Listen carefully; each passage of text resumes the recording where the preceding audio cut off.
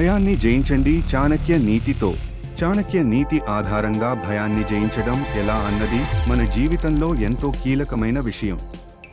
ఈ ప్రయాణంలో మనం ఎదుర్కొనే ప్రతి సమస్యకు పరిష్కారం ఉంది.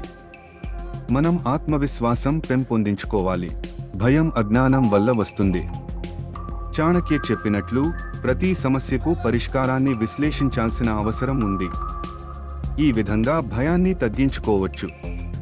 మనం పరిష్కారాలను విశ్వసించాలి. నేటి పరిస్థితుల్లో భయం మన పురోగతిని ఆపుతుంది. ఇది మానసిక స్థితికి కూడా హానికరం. చాణక్య నీతి ప్రకారం మనం ధైర్యంగా ముందుకు సాగాలి. ఆత్మవిశ్వాసంతో భయాన్ని ఎదిరించాలి. ముందుగానే భయం అనవసరం అని గుర్తించాలి.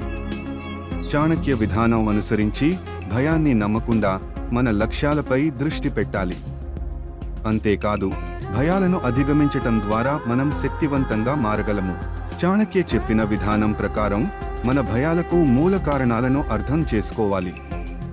సమస్యలను చిన్న చిన్న భాగాలుగా విభజించి వాటిని పరిష్కరించడం ప్రారంభించాలి.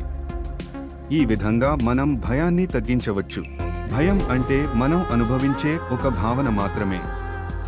చాణక్య నీతి ప్రకారం మనం మనసుకి శక్తినిచ్చే ఆలోచనలు చేయాలి. మానసిక స్థైర్యం సాధించటం చాలా ముఖ్యం. అలా చేస్తే భయం తగ్గుతుంది. భయాన్ని ఎదుర్కొనటానికి మనం ధైర్యాన్ని పెంపొందించుకోవాలి.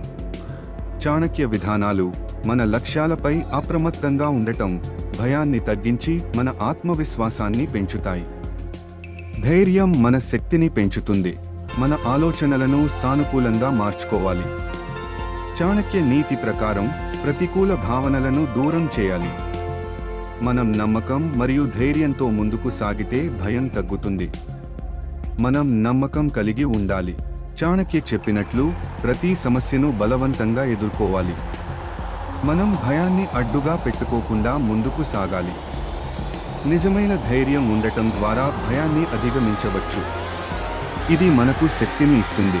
మన లక్ష్యాలను చేరుకోవడం కోసం చాణక్య నీతి అనుసరించాలి. భయాన్ని దూరం చేయడం ద్వారా మనం మన లక్ష్యాలను సులభంగా సాధించగలము.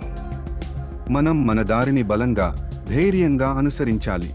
భయం నిర్మూలనకు చాణక్య నీతి విలువైన మార్గదర్శకం.